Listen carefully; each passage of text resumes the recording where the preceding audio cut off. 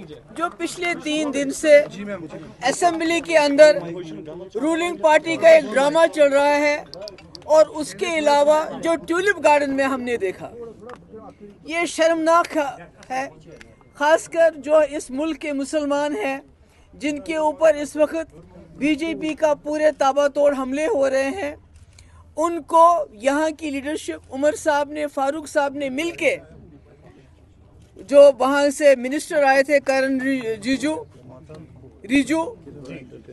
रिजिजू जो यहाँ आए थे, उनका इस्तेकबाल करके उन्होंने पूरे मुल्क के मुसलमानों को ये पैगाम दिया कि जो आपके साथ इस वक्त पार्लियामेंट के अंदर हुआ, जो वक्त में अमेंडमेंट लाया गया, उसके साथ यहाँ की सरकार है, उसके खिलाफ नहीं है।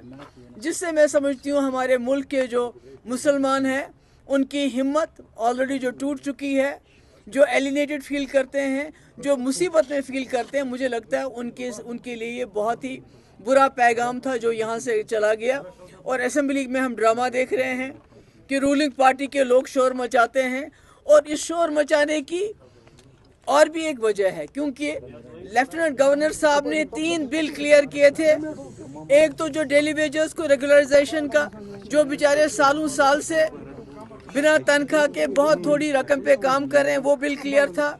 जो ज़मीन, गरीब लोगों को ज़मीन देने के लिए जो वहीद परा साहब ने और एक बिल लाया था, उसको एलजी ने क्लियर किया था। और तीसरा बिल, शराब के ऊपर बैन लगाने का बिल, वो भी क्लियर कर लिया था। तो इन तीनों तमाम बिल से बचने के लिए, डेली वेजेस को रेगुलराइज करना, गरीबों को ज़मीन देना और शराब पे पाबंदी, इन बिल्स के साथ अटेंशन डाइवर्ट करने के लिए असेंबली में हंगामा किया गया। और ये हंगामा इसलिए भी किया गया ताकि जिस तरह से इस्तेमाल किया गया किरण रिजिजू का यहाँ पर, जिसने ये अमेंडमेंट बिल लाया पार्लियामेंट में, और जिस तरह फारूक साहब और उमर साहब ने उनका यहाँ इस्तेमाल किया, उससे ध्यान हटाने के लिए असेंबली में पिछले 3 दिन से तमाशा हो रहा था। और आज हमारे साथ यहाँ हमारे एडवोकेट मजीद साहब हैं, जो सुप्रीम कोर्ट लॉयर हैं।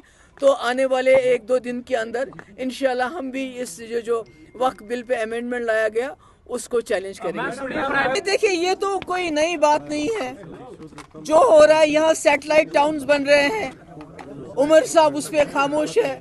लाखों कनाल ज़मीन दी जा रही है, किसके लिए दी जा रही है?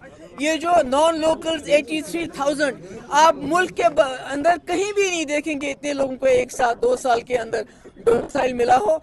तो ये जो सैटेलाइट टाउनशिप्स बन रहे हैं, डोमिसाइल दिया जा रहा है, ये तो सारा एजेंडा है जिसको उमर साहब अब इम्प्लीमेंट कर रहे हैं। प्राइम मिनिस्टर मुझे tell me why not the Muslims taken on board before bringing in this amendment?